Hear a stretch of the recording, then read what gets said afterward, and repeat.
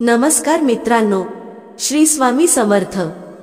मित्रांनो, आज आम्ही पुन्हा हजर आहोत तुमच्यासाठी एक रोचक आणि ज्ञानवर्धक कथा घेऊन। तुम्हाला माझी विनंती आहे की हा व्हिडिओ पूर्ण नक्की बघा, कारण आजचा हा व्हिडिओ खूपच खास आहे। हा व्हिडिओ पूर्ण पाहिल्याने तुमचे सर्व कष्ट दूर होऊ शकतात।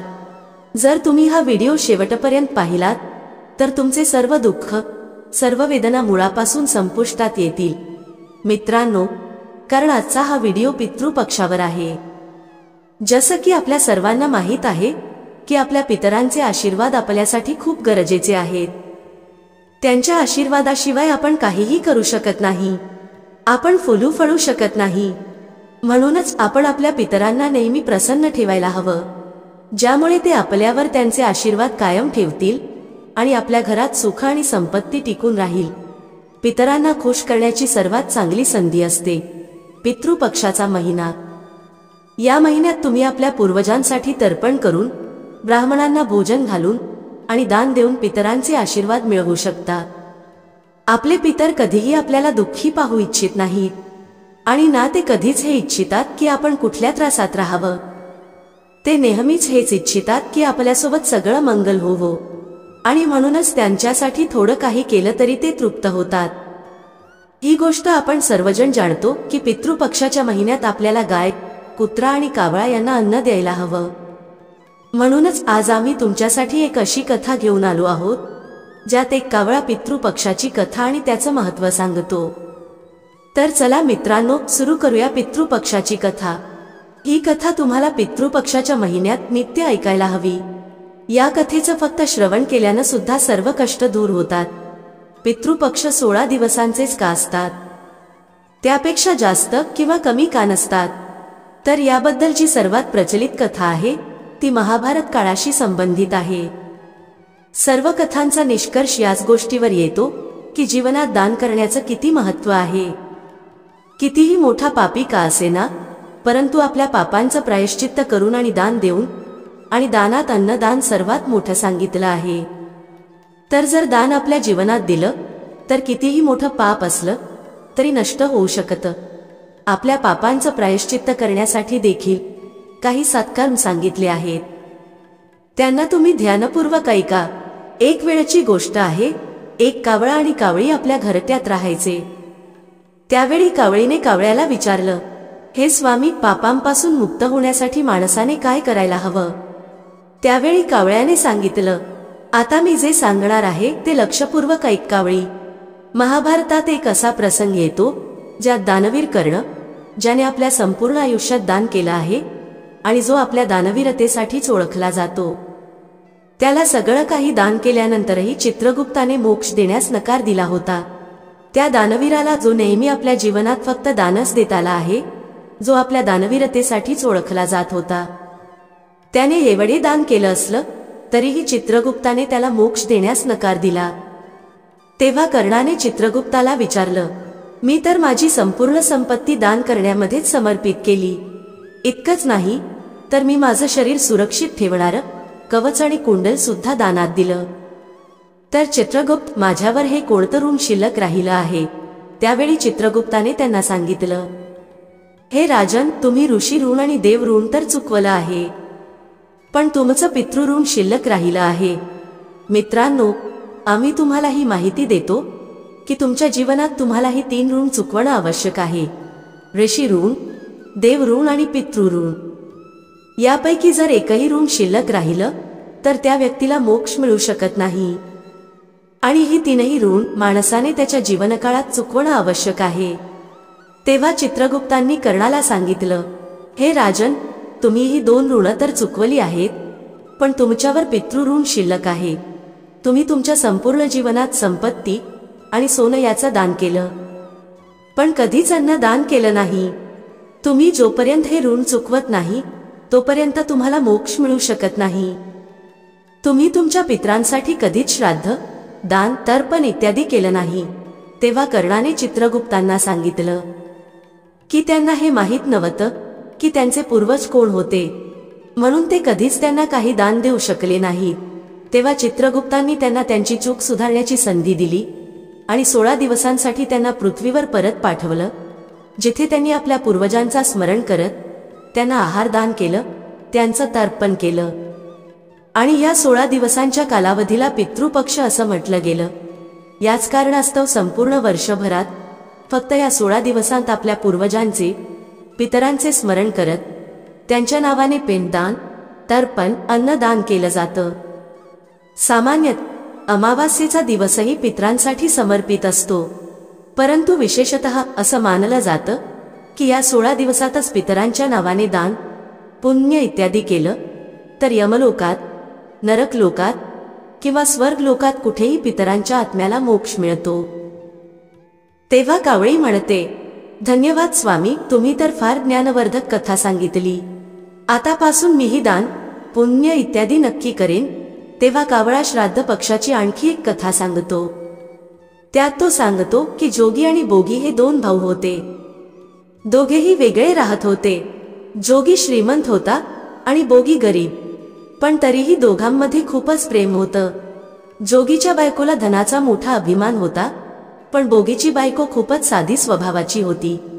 पितृपक्ष येताच जोगीच्या बायकोने त्याला श्राद्ध करण्यास सांगितलं, तर जोगीने हे निरर्थक काम म्हणून त्याला टाळण्याचा प्रयत्न केला. पण त्याची बायको समजत होती की जर असं केलं नाही तर लोक खूप नावे ठेवतील. त्यानंतर तिला तिच्या माहेरच्यांना जेवणासाठी बोलवून तिची शान आणि श्रीमंती दाखवण्याची ही योग्य संधी दिसत होती. तेव्हा त्याच्या बायकोने जोगीला सांगितलं, तुम्ही कदाचित माझ्या त्रासामुळे असं म्हणत आहात, पण मला असं करण्यामध्ये काहीच त्रास होणार नाही. मी काम करण्यासाठी बोगीच्या बायकोला बोलावते आणि आम्ही दोघी मिळून सगळं काम करू. मग तिने जोगीला तिच्या माहेरच्यांना निमंत्रण देण्यासाठी पाठवलं. सकाळी तिने बोलावल्यावर बोगीची बायको सकाळ सकाळी येऊन कामाला लागली. तिने स्वयंपाकघर सांभाळलं, विविध पक्वानं तयार केली आणि मग सगळं काम उरकून तिच्या घरी परतली. शेवटी तिलाही तिच्या पितरांचं श्राद्ध आणि तर्पण करायचं होतं. यावेळी ना जोगीच्या बायकोने तिला थांबवलं आणि ना ती थांबली. लवकरच दुपार झाली. पितर पृथ्वीवर उतरले. जोगी आणि बोगीचे पितर आधी जोगीच्या घरी गेले, तर काय पाहतात की तिथे आधीच त्याचे सासरचे लोक जेवण करत होते. निराश होऊन ते मग बोगीच्या घरी गेले. तिथे जाऊन पाहतात तर काय होतं, तिथे पितरांच्या नावाने फक्त अंजिरी दिली गेली होती. पितरांनी ती अंजिरीची राख चाटली आणि उपाशीच नदीच्या काठी निघून गेले. कारण बोगीच्या घरी धनाचा अभाव होता, त्यामुळे तो भरपूर पक्वानं तयार करू शकला नाही. थोड्याच वेळात सगळे पितर एकत्र आले आणि आपल्या आपल्या वंशजांचं कौतुक करू लागले. जोगी आणि बोगीच्या पितरांनीही आपली कहाणी सांगितली. मग ते विचार करू लागले की जर बोगी श्रीमंत असता तर कदाचित त्यांना उपाशी जावं लागलं नसतं. बोगीच्या घरी तर 2 वेळचं अन्नही नाही. हे विचार करून त्यांना बोगीवर दया आली आणि थोड्याच वेळात ते नाचू गाऊन म्हणू लागले, बोगीच्या घरी धन होवो, बोगीच्या घरी धन होवो. मग संध्याकाळ झाली आणि बोगीची मुलं आईला म्हणाली, आई, आम्हाला भूक लागली आहे. त्यांनी सकाळपासून काहीही खाल्लं नव्हतं. तेव्हा त्यांची आई त्यांना टाळत म्हणू लागली, जा मुलांनो, अंगणात हंडी उलटी ठेवलेली आहे, तिला उघडा आणि जे काही मिळेल ते वाटून खा. मुलं तिथे जातात आणि काय पाहतात की हंडी तर सोन्याने भरलेली आहे. ही गोष्ट जाऊन मुलांनी आईला सांगितली. बोगीची बायको अंगणात येऊन पाहते तर तीही आश्चर्यचकित झाली. अशा प्रकारे पितरांच्या कृपेने बोगीही श्रीमंत झाला, पण धन मिळूनही तो गर्विष्ठ झाला नाही. आणि पुढच्या वर्षी जेव्हा पितृपक्ष आला तेव्हा बोगीच्या बायकोने 56 प्रकारचे भोजन बनवले, पक्वानं तयार केले, दान दक्षिणा दिली. दीर जाऊबाईला सोन्याच्या ताटात जेवण दिलं. त्यामुळे त्यांचे पितर खूपच प्रसन्न झाले. कावळा कावळीला तिसरी गोष्ट सांगतो. तो म्हणतो, आता ऐका रामायणात वर्णन केलेल्या माता सीतेने केलेल्या पिंडदानाची कथा. रामायणात माता सीतेने राजा दशरथाला पिंडदान दिल्यामुळे त्यांना मोक्ष प्राप्त झाला, असा संदर्भ तुम्ही ऐकला असेल. वनवासाच्या काळात राजा दशरथाच्या मृत्यूनंतर माता सीता, श्रीराम आणि लक्ष्मण पितृपक्षाच्या वेळी श्राद्ध करण्यासाठी गयाधामाला पोहोचले. श्राद्ध करण्यासाठी आवश्यक सामग्री जमवण्यासाठी राम आणि लक्ष्मण नगरात गेले. इथे दुपार झाली आणि पिंडदान करण्याचा मुहूर्त निघून जात होता. आणि माता सीता अस्वस्थ होऊ लागली। तेव्हाच दशरथांच्या आत्म्याने येऊन सीतेकडून पिंडदानाची मागणी केली। गयाधामाजवळील पलक नदीच्या किनारी एकटी सीता मोठ्या संभ्रमात पडली। तिने पलक नदी, वटवृक्ष, केतकीचे फूल आणि गायीला साक्षी मानून आणि वाळूचा पिंड बनवून स्वर्गीय राजा दशरथाच्या निमित्ताने पिंडदान केले। थोड्याच वेळात राम आणि लक्ष्मण परतले तेव्हा सीता म्हणाली, मुहूर्त निघून गेल्यामुळे मी स्वतःचं पिताजींचं पिंडदान केलं आहे। सामग्री नसताना पिंडदान कसं होऊ शकेल? असं विचारून रामांनी सीतेकडे पुरावा मागितला। तेव्हा सीता म्हणाली, स्वामी, मी पूर्ण सत्य सांगत आहे। मी पिंडदान केलं आहे। जर तुम्हाला विश्वास नसेल तर तुम्ही पलक नदी, वाळू, केतकीचे फूल आणि वटवृक्ष यांना विचारू शकता। यांच्यासमोर मी पिंडदानाची ग्वाही घेतली आहे, पण पलक नदी, केतकीचं फूल आणि गाय यांनी या गोष्टीचा इन्कार केला। फक्त वटवृक्षानेच सत्य सांगितले। तेव्हा सीतेने दशरथांचा ध्यान करून त्यांच्याकडून ग्वाही मागितली। दशरथांनी सीतेची प्रार्थना स्वीकारली आणि घोषणा केली, अहम, वेळेवर सीतेनेच माझं श्राद्ध केलं आहे। तेव्हा राम संतुष्ट झाले, पण 3 साक्षीदारांनी खोटी ग्वाही दिल्यामुळे सीतेने त्यांना शाप दिला की, पलक नदी, तू फक्त नावालाच नदी राहशील, तुझ्यात पाणी राहणार नाही। त्यामुळे आजही गयाधामात पलक नदी कोरडीच असते असं सांगितलं जातं। गायीला शाप मिळाला की, तू पूजनीय असूनही लोकांचं उष्ट खाशील, आणि केतकीच्या फुलांना शाप मिळाला की, खोटी ग्वाही दिल्यामुळे तुला पूजेमध्ये कधीच वापरले जाणार नाही। वटवृक्षाला मात्र सीतेचा आशीर्वाद मिळाला की त्याचं आयुष्य दीर्घकाळ राहील आणि तो लोकांना सावली देईल, आणि पतिव्रता स्त्री तिच्या पतीच्या दीर्घायुष्यासाठी त्याची पूजा करतील। यामुळेच आज गौमातेला उष्ट खायला लागतं। केतकीच्या फुलांना पूजेत स्थान नसतं, आणि पलक नदीच्या तीरावर सीताकुंडात आजही पाण्याऐवजी फक्त वाळूतून पिंडदान केलं जातं। यानंतर कावळा कावळीला चौथी गोष्ट सांगतो। तो सांगतो की एकदा 2 भाऊ बहीण होते। दोघांचंही लग्न झालं होतं आणि दोघांनाही 2-2 मुलं होती। बहीण विधवा झाली होती आणि तिच्या भावाच्या घरी राहत होती। यामुळे तिची वहिनी खूप रागात असायची। अशाच वेळी पितृपक्ष आला तर भाऊ म्हणाला की, मी पितरांच्या पिंडदान आणि तर्पणासाठी गंगाजीकडे चाललो आहे। असं म्हणून तो गंगाजीकडे निघून गेला। भावाच्या जाण्यानंतर वहिनीने शेतात बहीण आणि तिच्या मुलांसाठी झोपडी बांधली। बहीण तिच्या मुलांसोबत झोपडीत राहू लागली। ती सकाळ संध्याकाळ भावाच्या घरी काम करायची आणि बदल्यात वहिनी तिला उरलेलं चुरलेलं अन्न द्यायची। जेव्हा ती वहिनीच्या घरून यायची तेव्हा ती चाळलेल्या पिठाचा कपडा घेऊन यायची। घरी गेल्यावर त्या कपड्याला पाण्यात भिजवून ती मुलांना खीर खाऊ घालायची। एकदा वहिनीने तिला कपा नेताना पाहिलं तेव्हा ती म्हणाली, अगं बाई, कपडा कुठं घेऊन जात आहेस? चाळलेल्या पिठाचा कपडा इथं ठेवून जा। तिने तसंच केलं। त्या दिवशी वहिनीने तिला उरलेलं अन्नही दिलं नाही आणि म्हणाली, उद्या तुझ्या आईचं श्राद्ध आहे, पण न बोलवता येऊ नकोस। आणि हो, अंगणात असलेलं पिंपळाचं झाड हललं तरच ये। हे ऐकून बहीण खूप दुःखी झाली आणि रडत रडत झोपडीत परतली। घरी गेल्यावर मुलं म्हणाली, आई आई, भूक लागली आहे, काही खायला दे। ती म्हणाली, बाळांनो, आज आपण उपवास करणार आहोत, आज उपाशीच झोपा।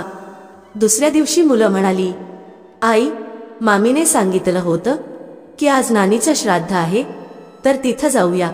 तर आई म्हणाली, बाळांनो, मामीने सांगितलं होतं की जर अंगणातलं पिंपळाचं झाड हललं तरच ये। तुम्ही सांगा, झाडं हलतात का? फक्त पानं हलतात, फांद्या हलतात, पण झाड हलतं का? तिने मुलांना समजावलं की, बाळांनो, न बोलवता कुठंही जायचं नाही। संध्याकाळ झाली तेव्हा तिचे पुतणे आले आणि म्हणाले, आत्या, आईने अन्न पाठवलं आहे, ती पाहते तर अन्न म्हणून फक्त 2 पोळ्या आणि भात ठेवले होते।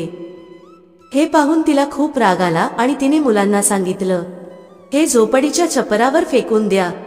आणि उपाशीच मुलांना घेऊन ती झोपी गेली। पूर्ण रात्र ती गंगा मातेला म्हणत होती, हे आई, माझ्या भावाचं रक्षण कर, तो आमचं रक्षण करेल। दुसऱ्या दिवशी वहिनी आली आणि म्हणाली, बाईजी, उद्या तुमच्या वडिलांचं श्राद्ध आहे, न बोलवता ये, पण अंगणातलं पिंपळाचं झाड हललं तरच ये. दुसऱ्या दिवशीही ती वाहिनीच्या घरी गेली नाही. संध्याकाळी तिचे पुतणे परत आले आणि त्यांनी 2 कोरड्या पोळ्या भातासह आणून दिल्या. तिने पुन्हा त्या 2 कोरड्या पोळ्या आणि भात झोपडीच्या वर फेकून दिल्या आणि उपाशीच मुलांना घेऊन झोपी गेली. ती पूर्ण रात्र रडत होती आणि गंगा मातेची प्रार्थना करत होती. असेच करत करत पितृपक्षाचे 16 दिवस निघून गेले आणि तिचा भाऊ परत आला. त्याने पाहिलं की घराच्या अंगणात फक्त चिखलच चिखल आहे. तो बायकोला विचारू लागला, हा कसला एवढा चिखल आहे? माझी बहीण आणि भाचे कुठे आहेत? तेव्हा त्याची बायको म्हणाली, श्राद्धाच्या 16 दिवसांपर्यंत मी तुझ्या बहीण आणि भाच्यांचे पाय कच्च्या दुधाने धुतले आहेत, म्हणून इथे चिखल झाला आहे. तुझ्या मागे मी त्यांची खूप सेवा केली आहे, खूप खीरपुरी खाऊ घातली, तरीही ते माझ्यावर नाराज होऊन शेतात झोपडी बनवून राहते आहे. भाऊ शेतात पोहोचला आणि पाहतो तर तिथं झोपडीच नव्हती, तर एक आलिशान महाल बांधलेलं होतं, ज्याच्या अंगणात त्याचे भाचे खेळत होते. मग त्याने त्याच्या बहिणीला जाऊन विचारलं, ताई, हे सगळं काय आहे? तेव्हा तिने भावाला सगळी गोष्ट सांगितली. ती म्हणाली, दादा, तुझ्या अंगणात जो चिखल आहे तो कच्च्या दुधाचा नाही, तर वहिनीच्या वागणुकीमुळे आहे. मी जे रात्रंदिवस रडत होते त्या अश्रूंचा चिखल आहे. आई वडिलांच्या श्राद्धाच्या दिवशी वहिनीने म्हटलं होतं की पिंपळाचे झाड हललं तरच ये, न बोलवता येऊ नको. पिंपळाचे झाड हललं नाही म्हणून आम्हीही गेलो नाही आणि संध्याकाळी त्यांनी 2 पोळ्या आणि भात पाठवले. रागाच्या भरात मी त्या पोळ्या झोपडीच्या छपरावर फेकल्या. आई वडिलांच्या आशीर्वादाने आणि तुझी साथ असल्याने त्या कोरड्या पोळ्या सोन्यात आणि भात हिऱ्या मोत्यांत बदलले. यामुळेच हे सगळं झाले आहे. भावाने बहिणीकडून त्याच्या बायकोच्या चुकीची माफी मागितली आणि घरी येण्यास सांगितलं. तेव्हा बहीण म्हणाली, दादा, गंगा माईने तुझं रक्षण केलं आणि आता तू आमचं रक्षण करशील, म्हणून आता आम्ही इथंच राहू. हे ऐकून तिचा भाऊ म्हणाला, माझ्या पितरांनी जसं माझ्या बहीण आणि भाच्यांचं दुःख दूर केलं तसं सगळ्यांचं दुःख दूर करा, सगळ्यांचं रक्षण करा. कथा सांगणाऱ्या, ऐकणाऱ्या आणि हुंकार भरणाऱ्या सगळ्यांवर कृपा करा. अशा प्रकारे कावळ्याने कावळीला 4 गोष्टी सांगितल्या.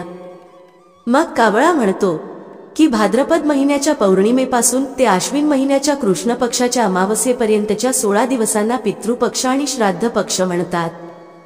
पितृ म्हणजे पालन किंवा रक्षण करणारे, आणि या काळात पितर यमलोकातून येऊन आपल्या कुटुंबाच्या घरी वास करतात. 16 दिवस त्यांना जे भाग मिळतं ते घेऊन ते ब्रह्मांडी ऊर्जेसह परत जातात. अशा प्रकारे जेव्हा कुटुंबातील लोक आपले प्राण सोडून जातात तेव्हा ते जरी कोणत्याही लोकात असले तरी ते पितृपक्षात पृथ्वीवर नक्कीच येतात. त्यांची तृप्ती होण्यासाठी जो श्रद्धेने तर्पण इत्यादी करतो त्याच्याकडे पितर सूक्ष्म रूपाने येऊन ते ग्रहण करतात. त्यांच्या तिथीच्या दिवशी पितर सकाळी सूर्याच्या किरणांवर स्वार होऊन येतात. ते आपल्या मुलगा, नातू किंवा वंशजांकडून अपेक्षा करतात की ते त्यांना अन्नजल प्रदान करतील. ब्राह्मणांना जेवू घातल्याने आणि पितरांना जल दिल्याने ते 1 वर्षासाठी तृप्त होतात. या 16 दिवसांत कोणताही शुभ कार्य केले जात नाही आणि कोणत्याही वस्तू खरेदी केल्या जात नाहीत. हे सगळं कावळा कावळीला सांगतो आणि मग ते त्यांच्या पितरांना संतुष्ट करण्यासाठी लागतात. तर मित्रांनो, तुम्हीही हे सर्व नियम पाळा. पितरांना भोजन देणं, तर्पण करणं, ब्राह्मणांना भोजन घालणं हे पितृपक्षात अत्यंत आवश्यक असतं. असं केल्याने घरातील सर्व लोक निरोगी आणि समृद्ध होतात आणि आपल्या पितरांचा आशीर्वाद आपल्यावर राहतो. जर तुम्हाला आजची कथा आवडली असेल तर व्हिडिओला लाईक करा, चॅनलला सबस्क्राईब करा आणि बेल आयकॉनवर प्रेस करा, ज्यामुळे तुम्हाला आमचे सगळे व्हिडिओ वेळेवर मिळतील. भेटूया पुढच्या अशाच एका ज्ञानवर्धक व्हिडिओमध्ये एका नवीन चर्चेसह. तुम्हा सर्वांचे मनःपूर्वक आभार. श्री स्वामी समर्थ.